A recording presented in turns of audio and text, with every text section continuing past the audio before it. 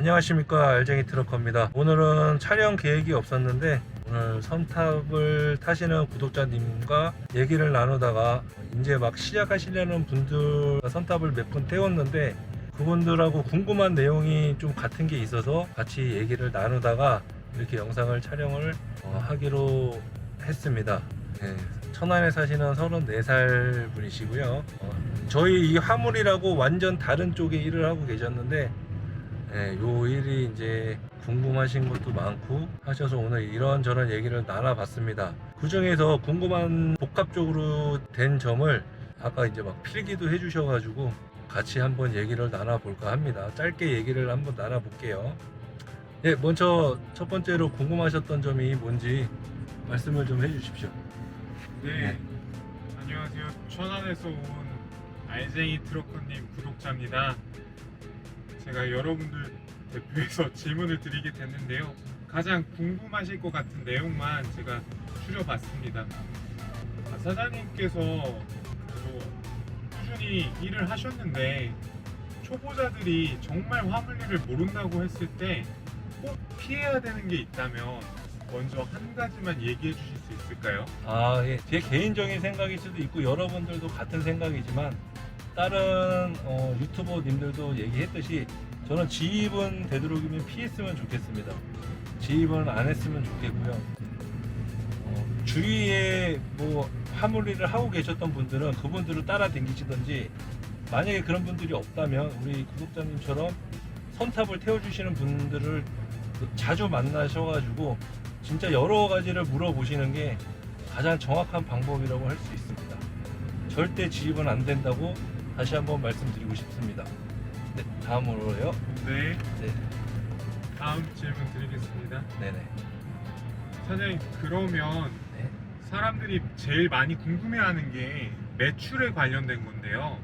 매출에서 실질적으로 저희가 순수 매출이 얼마 나왔을 때 순수 가져갈 수 있는 이익 산출하는 것에 대해서 간단하게 한번 사장님의 방법을 좀 예. 설명해 주시면 감사하겠습니다. 예, 제 방법은요. 일단 예를 들어서 1,400만 원이라는 매출이 나왔을 때 차량 할부금, 보통 차량 할부금이 선수금을 얼마에 넣냐에 따라서 다르지만 대략적으로 원쓰리 기준으로 하셨을 때 올 할부가 아닌 이상은 270에서 280만 원 정도가 나오는 걸로 알고 있습니다. 그러면 일단 1,400에서 280만 원 정도를 제하고 거기에 기름값이 1,400만 원 정도 하실 때 380만 원 정도 나온다고 생각을 하시면 됩니다. 그 380만 원을 제하고 나면 그러면 남는 금액이 딱 산출이 됩니다. 그러면 그게 순수 매출이라고 보시면 되고요. 그리고 이제 뭐 다른 분들은 그 차량 감가상각 이런 거를 되게 중요시 생각을 하시는데, 저나 제 주위에 일하시는 분들은 감가상각에 대해서는 전혀 신경을 안 쓰시고 일들을 하십니다. 그 가장 큰 이유는 다른 일을 할 때에도, 예를 들어 식당 같은 거를 할 때도 분명히 뭐 버리는 일도 있을 거고 곤쳐야 되는 일도 있을 거고 손해되는 부분이 분명히 발생합니다. 그럼 그런 거를 다 빼고 매출을 산출하지는 않거든요. 이것도 마찬가지로 차는 일하는 도구일 뿐이기 때문에 저희는 처음에 들어갔던 보증금을 1억이 들어갔으면 1억만 보장이 되면 5년, 6년 안에 저희가 버는 돈이 또 있기 때문에 저희는 굳이 감가상각에 대해서는 계산을 안 하고 그 기름값과 차량 할부금 거기서만 계산을 합니다. 그리고 또 부가세 부분에 대해서는 저희가 1,400만 원을 벌었을 때 140만 원에 대한 별도의 금액이 들어오기 때문에 그 금액을 잘 모아놓으면 실질적으로 저희 주머니에서 나가는 세금은 거의 없다고 생각하시면 될 것 같습니다. 네, 감사합니다. 사장님, 그 다음에 가장 많은 분들이 궁금해하실 내용인데, 사장님처럼 이렇게 큰 차를 운행하기로 결정을 하시고 5톤 이상의 차량을 구매하겠다고 마음을 먹으신 분들이 있다면 그분들한테 차량 선택 가이드에 대해서 한번 간단하게 얘기해 주실 수 있을까요? 제가 국산차 프리마를 탔었는데 정말 저는 그 차를 타면서 스트레스를 너무 많이 받았고 진짜 안 좋은 거는 다 갖고 있었습니다. 오일 먹는 거, 노소수 펌프 나가는 거, 그게 한두 번이 아니라 두세 번씩 나갔기 때문에 저는 국산차를 별로 선호하지는 않습니다. 그리고 실적으로 뭐 부품이라든지 뭐 소모품 이런 것도 제가 볼보 FE350이랑 소모품을 다 갈아봤기 때문에 별로 차이가 없습니다. 사용 기간에 따라서 똑같이 돈이 들어가기 때문에 저 같은 경우에는 국산차는 별로 선호하지 않고 외제차 같은 뭐 볼보라든지 벤츠, 지금 타고 있는 스카냐 이렇게 해서 본인한테 맞는 차를 구매하시는 게 가장 좋을 것 같습니다. 네, 감사합니다. 그러면 꼭 시작하기로 마음을 먹으시고 차량 구매까지 염두에 두셨다면 실제로 일을 시작할 때 진입하시는 분들은 여유 자금을 얼마 정도 생각하면 좋을까요? 차량의 선납금을 얼마를 잡을지는 그거는 이제 본인분들이 결정하면 될 것 같고요. 그 다음에 이제 차량이 나오고 운임이 일을 하기까지 기름값하고 톨비며 이제 운영비가 있어야 되니까 거기에 대해서 한 저 같은 경우에는 1,000만 원 정도를 따로 갖고 시작을 했습니다. 네. 네. 그럼 사장님 여러 번 말씀해 주셨던 내용일 수도 있는데 새로 시작하시려는 분들한테 사장님의 경험에서 나오는 그 마음가짐, 가장 중요한 마음가짐은 뭐가 있다고 생각하십니까? 저 같은 경우도 지금도 남들보다 좀 일찍 나오고 남들보다 좀 더 늦게 들어가려고 하는 그런 습관을 들이고 있고 그렇게 하고 있습니다. 남들하고 똑같이 하면 안 된다고 생각을 하기 때문에 이왕 나와서 제가 5일을 근무를 하는데 그 5일 동안은 정말 남들한테 뒤처지지 않을 정도로 저는 열심히 운행을 하고 있는 상태입니다. 대단하십니다.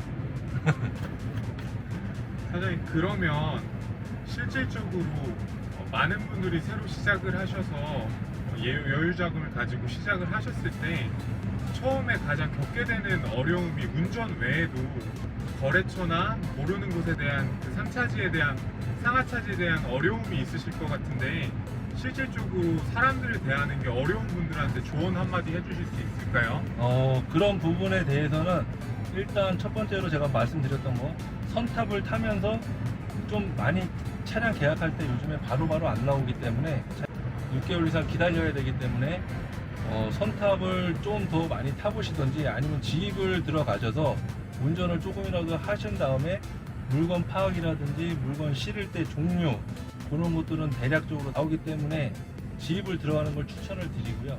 만약에 그 운전 경험이 있다 그러시면 이제 대략적으로 선탑 한두 번만 타면 짐에 대해서는 다 파악을 하실 거라고 생각합니다. 그리고 만약에 지입이 안 되는 상황이면 선탑을 계속해서 8번, 10번 이상은 타보시는 게 일단 뭐 물건에 대해서 파악하는 거는 보는 방법밖에 없습니다. 많이 보는 방법밖에 없기 때문에 그거는 선탑이 가장 중요하다고 저는 생각을 하고 있습니다. 사장님께서는 윙바디를 운영하고 계신데요. 윙바디에 관심 가진 사장님들께 윙바디의 장점과 단점에 대해서 한마디만 부탁드립니다. 윙바디는 일단 장점은 비 오는 날 좋습니다. 그리고 카고 사장님들처럼 가빠 안 쳐도 되고 그리고 깔깔이도 다 안 묶어도 됩니다. 그런 게 가장 장점이고요. 단점이라는 거는 뭐 장제물이라든지 이런 거 그런 거를 못 상차를 하기 때문에 아무래도 매출에서 카고 사장님들하고 조금 차이가 있을 겁니다. 카고 사장님들은 그런 부분 장제물이나 이런 부분에 대해서 그런 거를 상차를 하고 다니시려고 카고를 하시는 거고 윙바디는 저 같은 경우는 저 솔직히 가빠를 치고 정리할 자신이 없습니다. 그렇게 저처럼 그런 거 자신이 없으시면 윙바디를 구매하셔서 윙바디를 운영하시는 게 맞다고 생각합니다. 네, 감사합니다. 네, 사실은 저처럼 일반적으로 월급쟁이로 살다가 개인 사업을 준비해야 된다는 거에 대해서 심리적인 어려움을 갖고 계신 분들도 많을 텐데요. 인수증 처리라든가 전자세금 계산서 발행이라든가 이러한 부분이 혼자 진행하시기 어렵진 않으신가요? 요즘에는 그 24시에서 직접적으로 인수증을 사진을 찍어서 올리거나 아니면 전자로 바로 발행이 되기 때문에 약간의 편의성이 생겼습니다. 편의성이 생기고 원본을 원하시는 데가 있으면 종이 계단서를 끊어서 우편으로만 보내주면 되기 때문에 그렇게 크게 어려움은 없습니다. 그 부분에 대해서는 제가 다음에 영상으로 한번 제작해서 올려드리겠습니다. 네, 감사합니다. 사장님, 그 다음에 많은 분들이 또 궁금해하실 게 특장을 어떻게 선택을 하느냐를 생각을 할 텐데, 혹시 사장님께서 생각하신 철학이 있으시다면 한 말씀 부탁드립니다.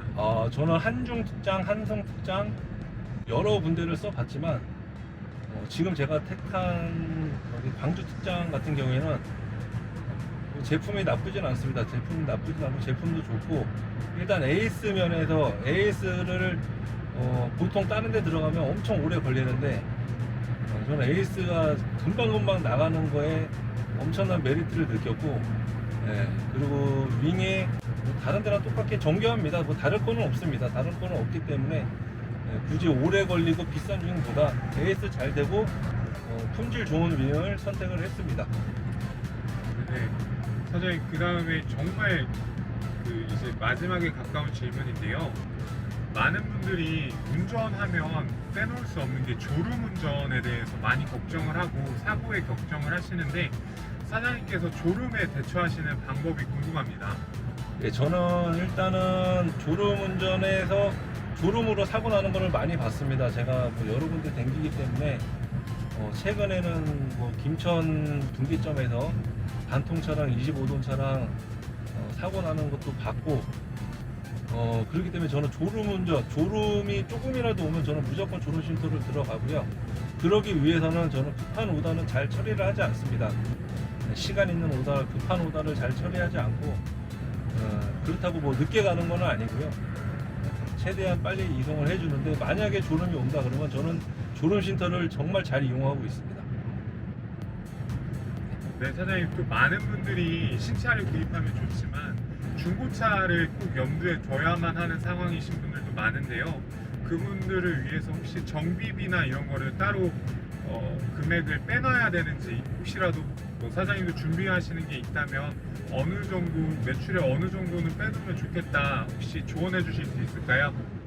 저는 저 같은 경우에는 FE350 탈 때는 그 차가 중고차였기 때문에 저는 50에서 100만 원 정도 한 달에 이렇게 빼놨습니다. 빼놓고 그렇게 운영을 했고, 지금 요 스카니아 요 차량을 지금 운영을 할 때도 워낙 타이어가 많기 때문에 타이어값 정도 생각해서 요 차도 50만 원씩은 제가 빼놓고 운영을 하고 있습니다. 네, 사장님, 정말 마지막 질문입니다. 많은 분들이 개인 사업자 하시다 보면 세금 신고나 세금에 대한 막연한 걱정을 갖고 계신 분들이 많은데요. 혹시 한마디 해주실 수 있습니까? 예, 세금은 저희가 만약에 20만 원짜리 일을 했다, 그럼 계산서를 끊으면 22만 원을 끊습니다.